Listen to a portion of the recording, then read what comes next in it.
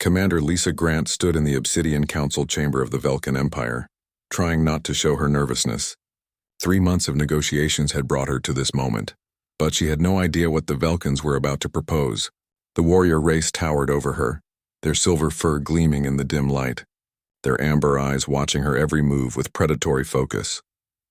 War Chief Karvoth sat on his throne of black stone, his massive frame radiating authority. Behind him, 6 council members observed in silence. The air in the room felt heavy, almost suffocating. Lisa had come here to negotiate an alliance between Earth and the Velkan Empire, but talks had stalled for weeks. Now finally, Karvoth had something to say. "You humans speak many words," Karvoth said, his voice a deep rumble that the translator converted to English. "You talk of honor, of loyalty, of strength and courage. But these are just sounds. We need proof."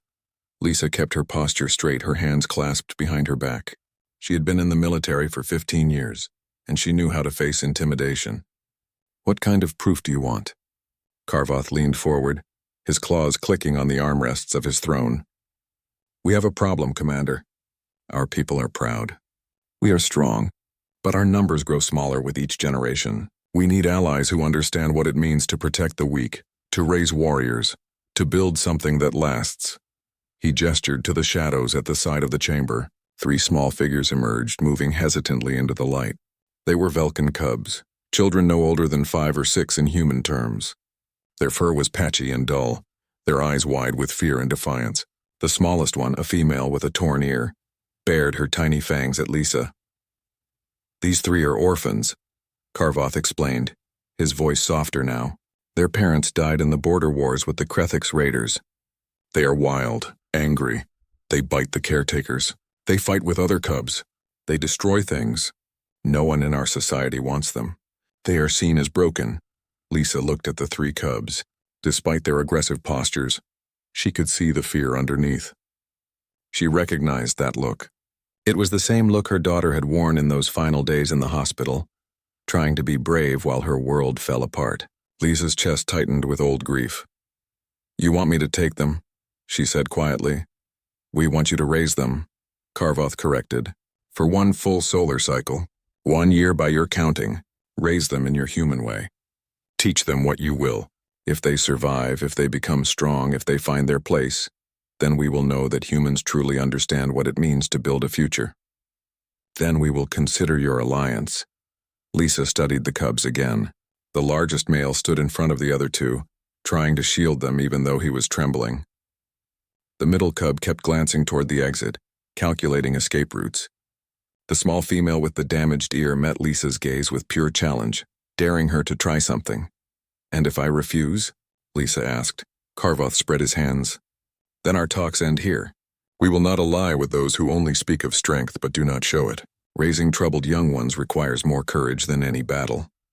One of the council members spoke up, a female with gray streaks in her fur. "These cubs are dangerous, human. They have hurt others. They cannot be controlled. We offer them to you as a warning as much as a test. Do not accept lightly." Lisa walked closer to the cubs, ignoring the warning growl from the small female. She knelt down, bringing herself to their eye level. Up close, she could see the scars on their bodies, the evidence of hard lives already lived. The middle cub flinched when she moved her hand as if expecting a blow. Something inside Lisa made a decision before her mind fully caught up. She had lost her daughter 3 years ago to a disease that no medicine could cure. The grief had hollowed her out, left her focused only on work, on duty, on anything that kept her from feeling that emptiness. These cubs were broken, but so was she. Maybe they could help each other. "If I take them," Lisa said, still looking at the cubs, "they become mine. Not a test subject. Not a political tool. Mine. I will raise them as I see fit. I will teach them what I believe they need to know. And I will not return damaged children to you just to pass some test. If they are mine, they stay mine until they choose otherwise." The council chamber fell silent. Karvoth's ears flicked forward with interest. "That is acceptable," he said slowly.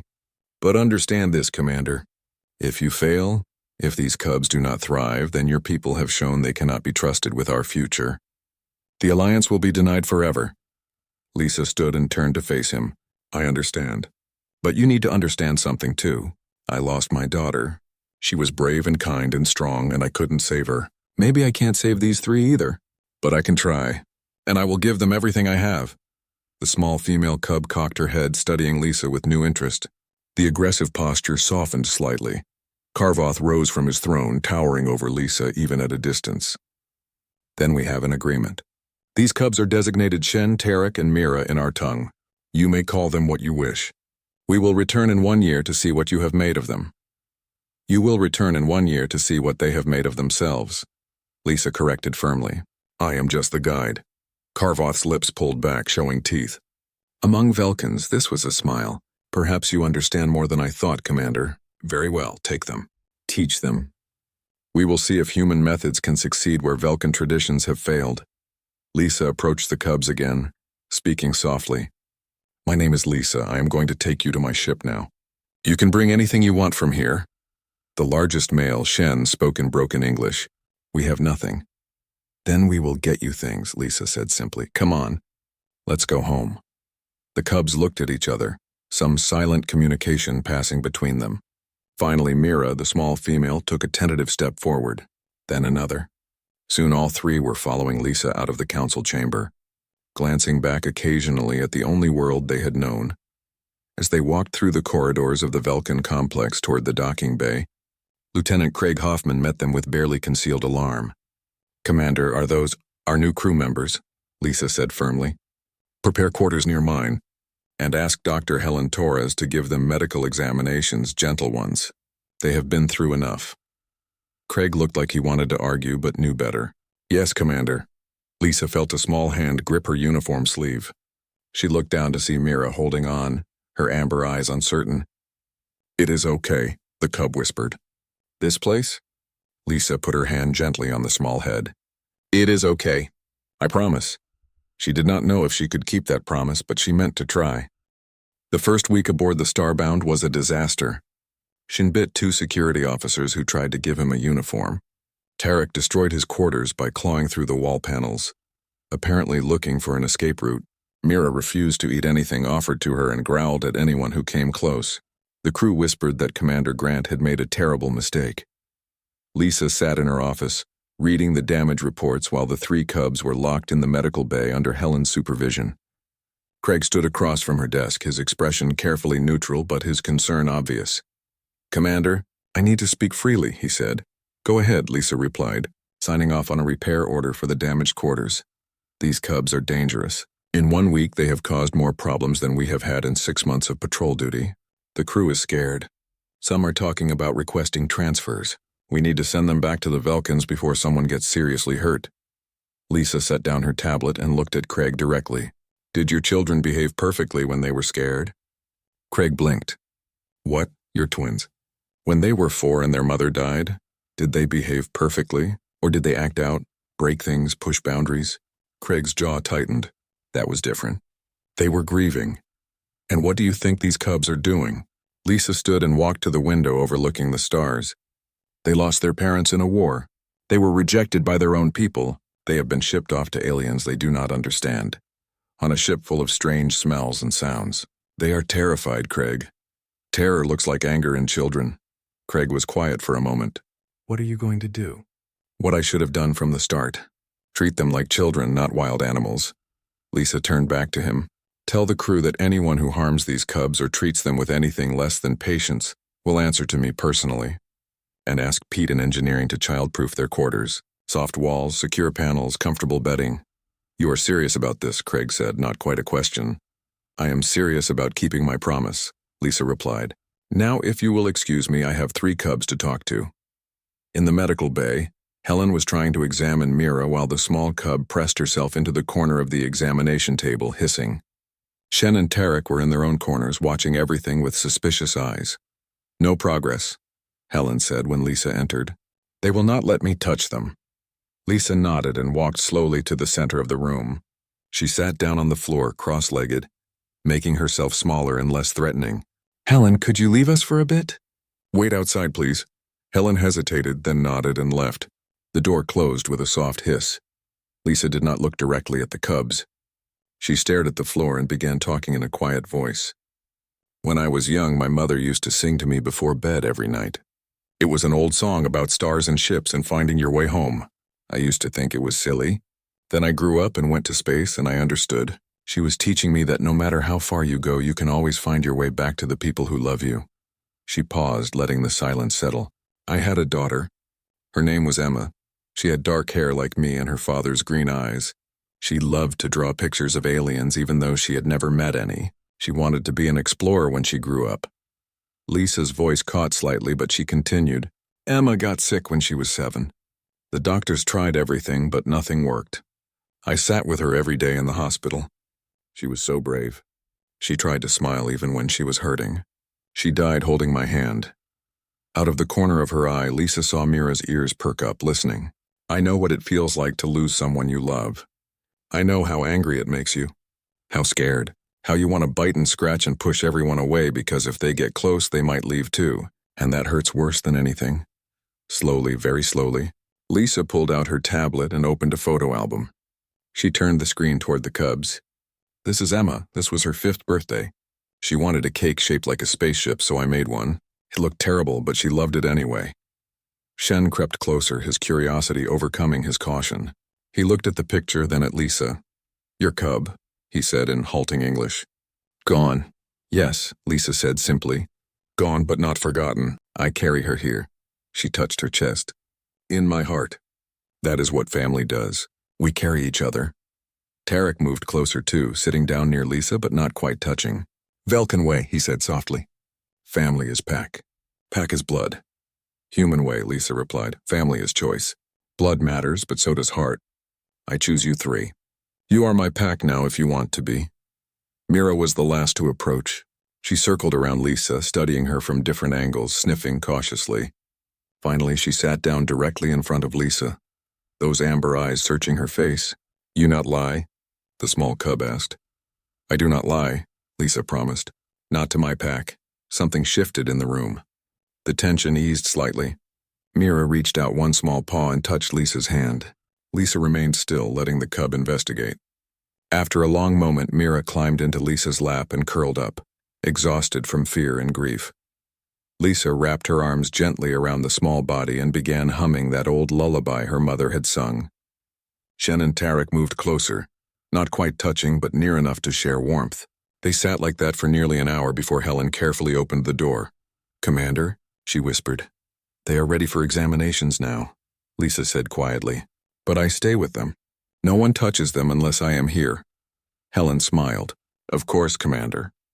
The examinations were thorough but gentle, with Lisa holding each cub and explaining what Helen was doing. They were underweight, scarred, and showed signs of old injuries that had healed poorly.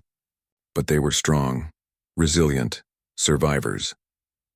After medical, Lisa took them to their new quarters. Pete had worked fast. The walls were padded but decorated with painted stars and ships. 3 beds were arranged in a circle, close enough for pack comfort. Soft blankets were piled high. A low table had coloring supplies and simple puzzles.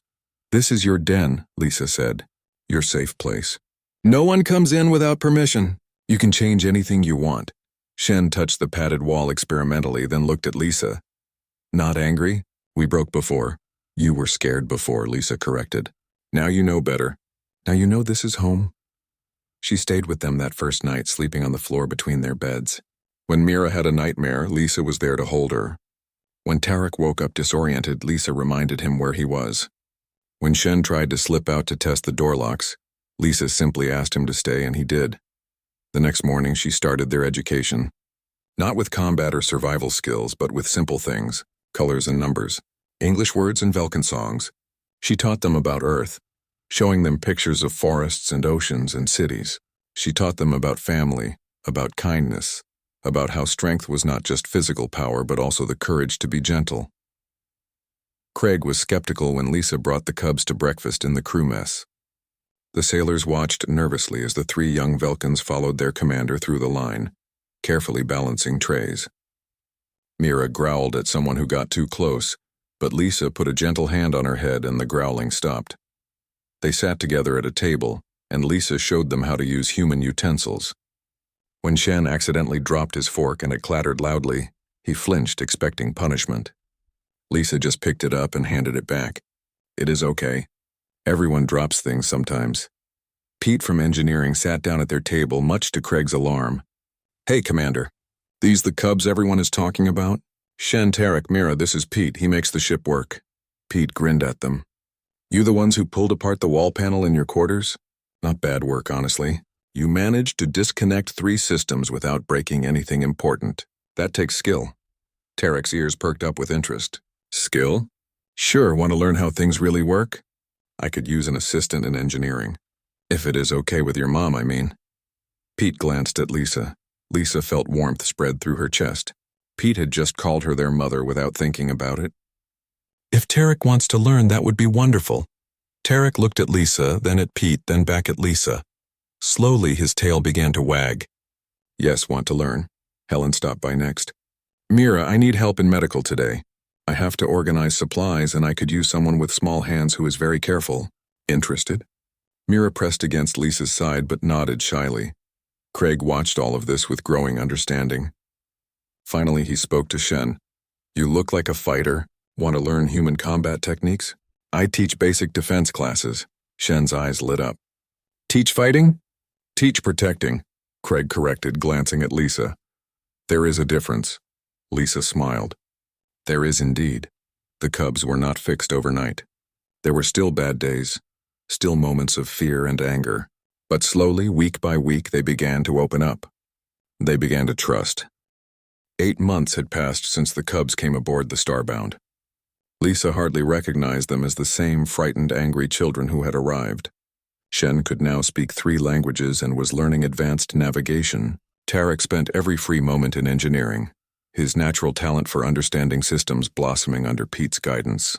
Mira had become Helen's shadow, learning basic first aid and showing remarkable gentleness with injured crew members. But they were still Cubs. Still young. And Lisa was about to learn just how much they had grown. The distress signal came during night shift. Lisa was in her quarters reviewing reports when the alert sounded. She ran to the bridge, the Cubs stirring in their quarters down the hall. Report, she ordered, sliding into her command chair. Civilian transport under attack, the communications officer said, about 40 minutes away at full speed. Raiders from the Broken Moon Gang. They are hitting the refugee ship hard, Commander. Lisa did not hesitate. Set course. Maximum speed. Battle stations. The Starbound leaped into action. Crew members ran to their positions. In the civilian quarters, families with children were moved to the shielded safe room deep in the ship's core. Lisa sent a message to the Cubs' quarters. Stay put, stay safe. I will come for you when it is over. Shen sent back a simple acknowledgement. Lisa turned her attention to the approaching battle. The refugee transport was old and slow, carrying families fleeing the war zones near Krethik's space. The raiders were well armed and ruthless, already tearing into the transport's hull with cutting beams. Lisa's jaw clenched. These were the same kind of raiders who had killed the Cubs' parents. Weapons hot, she ordered. Target their engines first. I want prisoners, not bodies. The Starbound came in fast and hard. The first salvo disabled 2 raider ships before they could react. The others scattered, trying to flee. But Lisa's crew was better trained and better equipped. Within minutes, 3 raider ships were crippled and drifting. The last one made a desperate move. Commander, that ship is heading for the transport, Craig shouted. They are going to ram it. Take it out, Lisa said coldly. The weapons officer fired. The raider ship exploded in a brief flash of light, but the explosion sent debris flying, and one large piece slammed into the Starbound's port side. Alarms blared. The ship shook violently. Hull breach, deck 7, someone reported. Emergency bulkheads closing. Lisa's blood went cold. That is near the civilian quarters. The breach is not in the safe room, Craig said quickly. But it is close. We have emergency teams heading there now. What no one knew yet was that the explosion had damaged the bulkhead controls. The safe room door was jammed, and on the other side of that door, in the damaged corridor, 3 raider crew members had teleported aboard just before their ship exploded. They were armed, desperate, and looking for hostages. In the safe room, 20 people huddled together, mostly families with young children. Shen, Tarek, and Mira had not obeyed Lisa's order to stay in their quarters. When the alarm sounded, their instincts told them to protect the pack, and the youngest, weakest members of the pack were the children. They had run to the safe room before the doors sealed. Now they stood near the jammed entrance, listening to the sounds of the raiders in the corridor outside. Shen's ears were flat against his head, his lips pulled back. Tarek was calculating, looking around the room for anything useful. Mira moved among the frightened children, touching them gently, using the calming techniques Helen had taught her. "They are going to get in," a human mother whispered, clutching her infant. "Those raiders will get through the door." Shen looked at the woman, then at Tarek and Mira. He spoke in Velkin, fast and low. The other cubs nodded. They had a plan. When the raiders finally forced the door open, they expected to find terrified civilians. Instead, they found organized chaos. The children were huddled in the far corner, guarded by the adults. In the middle of the room stood 3 small Velkin cubs. The lead raider laughed. "What are you supposed to be? Guard dogs?" Shen did not answer. He had learned from Craig that talking was sometimes a distraction. He howled, a high-pitched Velkin war cry that Lisa had taught them from their own culture. It was a signal. Tarek, who had spent months learning ship systems, had rigged the room's environmental controls using a maintenance panel. Suddenly the lights went out. The raiders stumbled in the darkness, cursing. But Velkins could see perfectly well in the dark. Their eyes glowed faintly as they moved. Shen went low, just as Craig had taught him, going for the knees. The lead raider went down hard.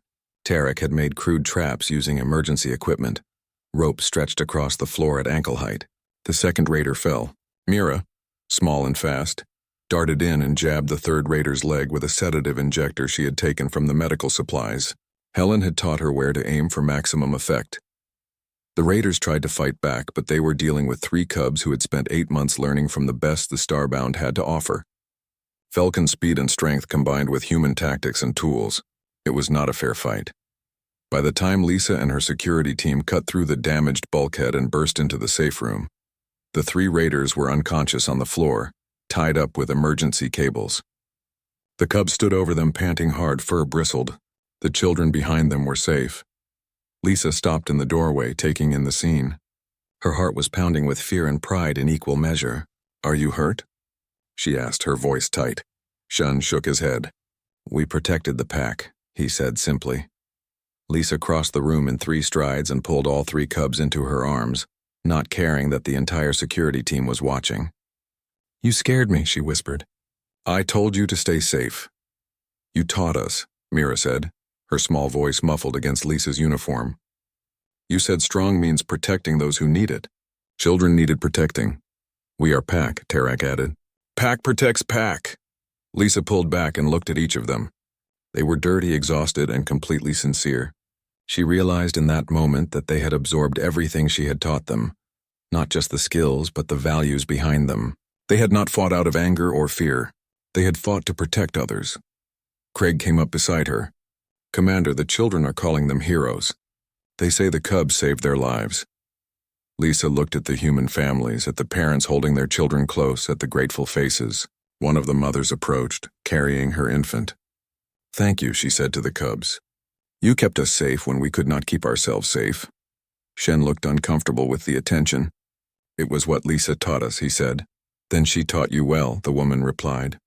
Later, after medical checks and incident reports, after the raiders were locked in the brig and the civilians were relocated to undamaged quarters, Lisa sat with the cubs in their den. They were curled up together on one bed, exhausted but unable to sleep. "Are you angry?" Mira asked quietly. "We did not stay in quarters." Lisa was silent for a moment, thinking about how to answer. "I am not angry that you protected others. I am scared because you could have been hurt. There is a difference. Craig says good leaders know when to be scared," Shen offered. "Craig is right," Lisa agreed. "Being scared means you understand danger, but you still did what needed to be done. That is courage," Tarek yawned, showing all his sharp teeth. "Pete says I rigged the lights really well. He wants to teach me more about electrical systems. And Helen says I used the sedative perfectly," Mira added. "The right dose and everything." Lisa smiled despite her lingering fear. "You all did well. Better than well. But promise me something. Promise you will be careful. You are still young, still learning. I cannot lose you." The 3 cubs looked at each other, then back at Lisa. "You will not lose us," Shen said firmly. "We are pack. Forever." Lisa lay down on the bed with them, something she did less often now that they were older and more independent. But tonight they all needed the comfort. The cubs pressed close and she wrapped her arms around them. Forever, she agreed softly. Outside the den, Craig stood in the hallway, reviewing the security footage of what the cubs had done. He shook his head in amazement and made a note in his report to Lisa. Commander Grant has not just raised 3 cubs. She has raised 3 warriors who understand what is worth fighting for. Word of the incident spread through the ship. The cubs were no longer viewed as dangerous or strange. They were part of the crew, part of the family. When they walked through the corridors now, crew members nodded respectfully. Children asked them to play. Adults thanked them. The cubs handled it with the same grace Lisa had taught them, accepting praise but not seeking it, helping where they could, learning constantly. Lisa watched them grow more confident each day and knew that when the Velkins returned to judge her work, they would find something unexpected. Not broken cubs who had been tamed, not human copies who had forgotten their heritage, but something new, something strong, something that bridged 2 worlds. She just hoped it would be enough. The year passed both too quickly and too slowly. Lisa watched the cubs grow from frightened children into confident young people who moved between 2 worlds with ease. They spoke Velkin and English fluently, along with 2 other languages they had picked up from the diverse crew. They knew human technology and Velkin traditions.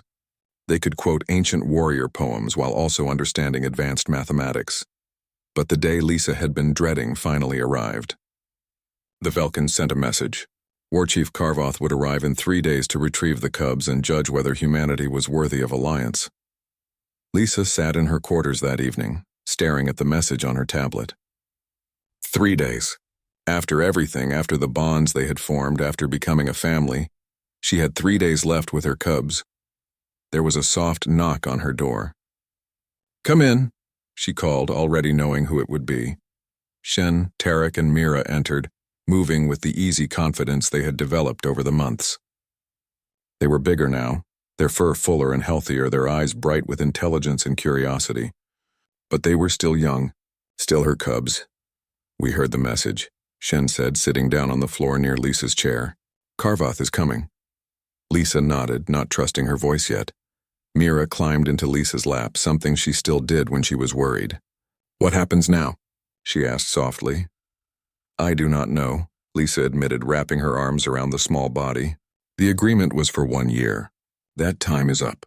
Carvoth will decide if I succeeded or failed." Tarek cocked his head. "But what about what we decide? Do we get a say?"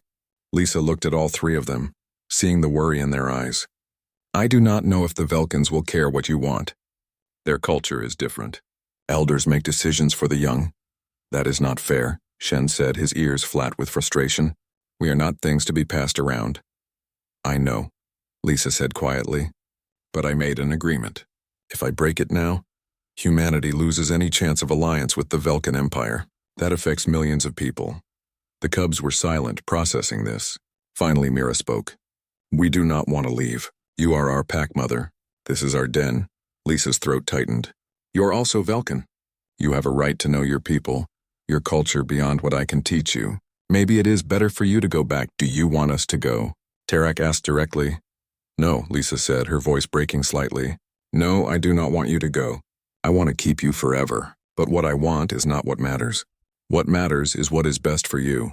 Shen stood and began pacing, a habit he had picked up from Craig. "We have been thinking about this for weeks. We knew this day would come. We talked about it, the 3 of us. And?" Lisa asked. "We want to stay," Mira said firmly. "But we also want to know our people. We want both." "I do not think you can have both," Lisa said gently. "Carvoth will either take you or leave you. There is no middle ground. Then we make a middle ground," Tarek said with the stubborn determination he had learned from Pete. "Humans are good at making new solutions to old problems. You taught us that." The next 2 days were a blur of activity. The cubs spent time with each crew member who had become important to them, saying what might be goodbyes. Pete gave Tarek an advanced engineering manual and made him promise to keep learning. Helen gave Mira a medical kit and told her she would make an excellent doctor someday. Craig spent hours with Shen in the training room. teaching him advanced combat forms and telling him stories of honor and duty. Lisa spent every moment she could with all three of them, trying to memorize everything. The way Shen tilted his head when he was thinking hard, the sound of Tarek's laugh when he figured out a complex problem, the feeling of Mira's hand in hers as they walked through the ship. On the morning of the third day, the Velkin ship arrived. It was massive and intimidating, designed to project military power. Lisa stood in the docking bay with the Cubs beside her, the entire crew assembled behind them. Everyone wanted to see what would happen. War Chief Carvoth entered with his council, their footsteps echoing in the bay. He stopped in front of Lisa and studied the three Cubs with intense focus. The Cubs stood straight, meeting his gaze without fear but with respect. 1 year has passed, Carvoth said, his voice as imposing as Lisa remembered. We have come to judge the results of our test and to reclaim our young. Lisa stepped forward. Before you judge, you should know what these Cubs have accomplished. She proceeded to detail everything. Shen's academic achievements, his combat skills, his leadership qualities, Tarek's engineering talents, his problem-solving abilities, his creative thinking, Mira's medical knowledge, her compassion, her courage. She told them about the Raider incident, about how the Cubs had protected 20 civilians using a combination of Velkin abilities and human training. Carvoth listened without interrupting, his expression unreadable. When Lisa finished, he turned his attention back to the Cubs. You have changed, he observed. You stand differently. Speak differently. Are you still Velkin? Shen stepped forward, his voice clear and strong. Yes, we are Velkin. We will always be Velkin. But we are also something more now. Lisa taught us that identity is not a cage. We can be Velkin and human taught. We can honor our blood while choosing our pack.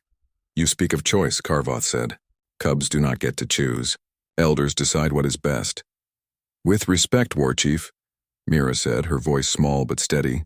Lisa taught us that everyone deserves a voice in their own future, even Cubs, even the young. Is that not what it means to be strong? To make your own path? Carvoth's ears flicked back, a sign of surprise. You would dare challenge tradition? No, Tarek said quickly. We honor tradition, but we also believe traditions can grow, can adapt. That is what Lisa showed us. That is what makes humans strong. They keep what works and change what does not. One of the council members spoke up, the same gray-furred female from a year ago. These Cubs were wild, angry, rejected. Look at them now. The human has done what we could not, another council member growled. She has made them soft. Less Velkin, has she? Carvoth walked closer to the Cubs, studying them intently. Shen, show me your combat stance. Shen immediately dropped into a fighting position. It was Velkin in its foundation, the low crouch and weight distribution of their warrior traditions. But it incorporated human adaptations, better balance and efficiency. It was both cultures woven together. Carvoth nodded slowly. Interesting. And you, Tarek? If I asked you to repair a damaged ship system, could you do it? Yes, War Chief. I can work with both Velkin and human technology now. Pete taught me that all systems follow logic. Understanding one helps you understand others. And you, small one, Carvoth said to Mira. If I were injured, could you help me? Yes, War Chief. I know Velkin physiology and human medical techniques. Helen taught me that healing is healing regardless of species. Carvoth was quiet for a long moment. The docking bay was silent except for the hum of the ship's systems. Finally, he turned to Lisa. You have done something unexpected, Commander Grant. You have not broken these Cubs or made them less than they were. You have made them more. They are Velkin warriors with human wisdom. They are something new. They made themselves, Lisa said firmly. I just gave them the space to grow. No, Carvoth said. You gave them love. You gave them family. You gave them a choice in who they would become. These are not common gifts among my people. We value strength, but we have forgotten that strength comes in many forms. He looked back at the Cubs. I came here to take you back to our homeworld. That was the agreement, but I find myself with a question I did not expect to ask. He paused. What do you want?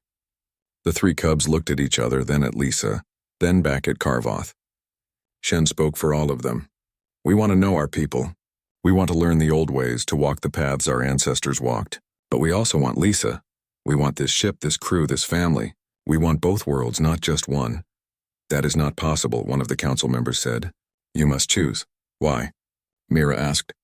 Humans have exchange programs. students who live in different places to learn different things. Why cannot we do that?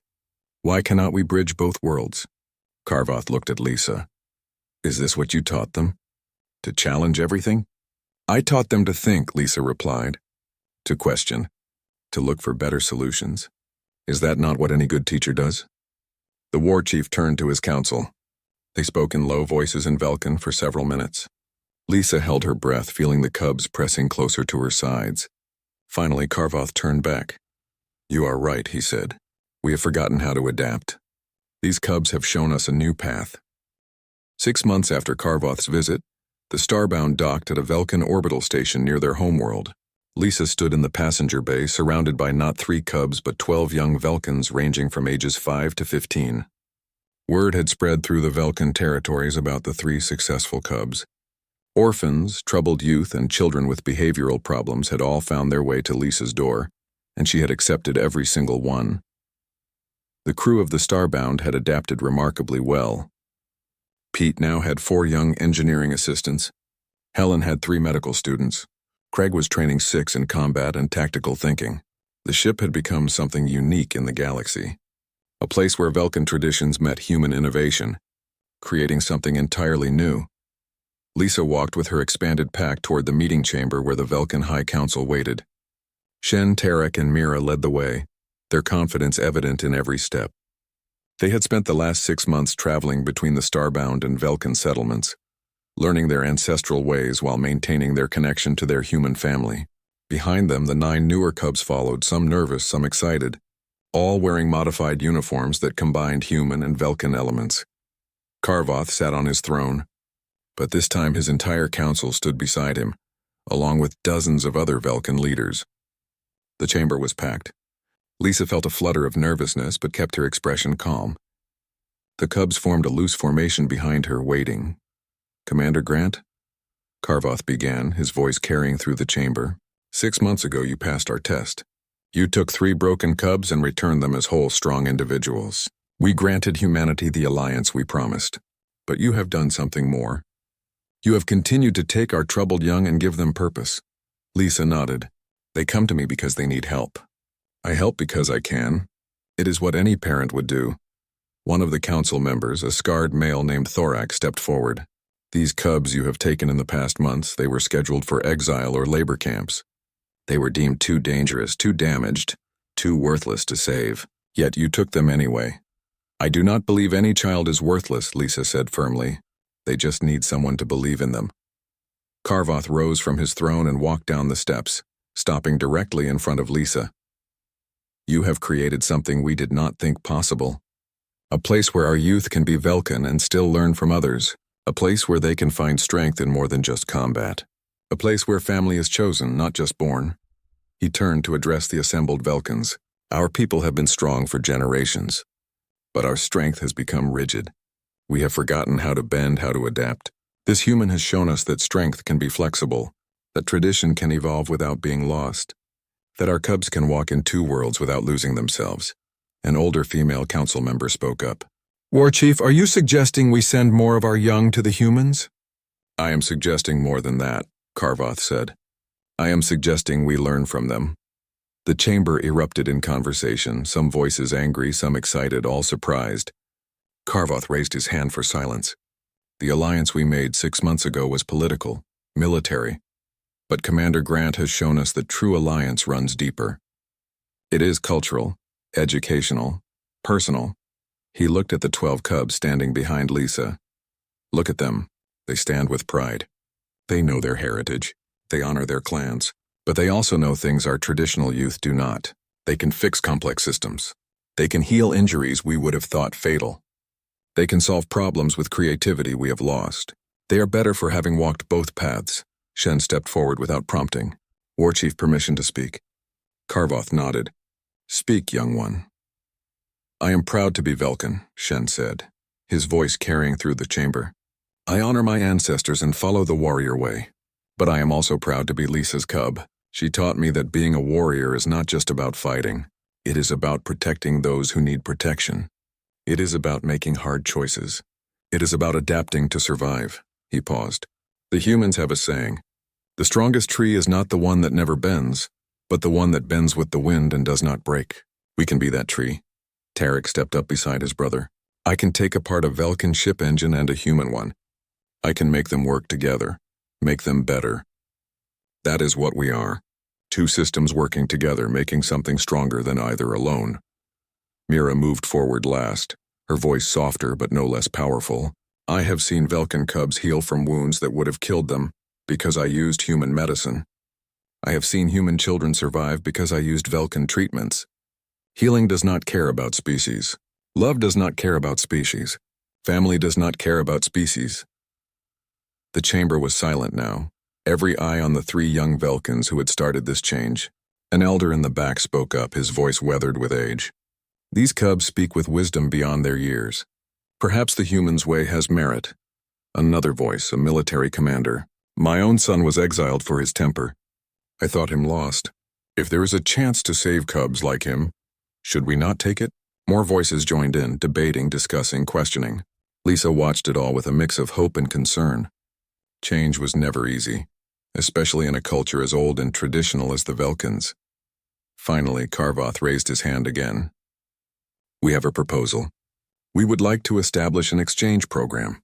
Velkin youth would spend time with humans, learning your ways. Human youth would come to us, learning ours. Commander Grant, we would like you to lead this program. Lisa felt her heart skip. War Chief, I am honored, but I am a military commander, not an educator. You are a mother, Karvoth corrected. That is more important. You have shown that you can raise our young without destroying what makes them Velkin. You have shown that love and discipline can exist together, that strength and compassion are not opposites.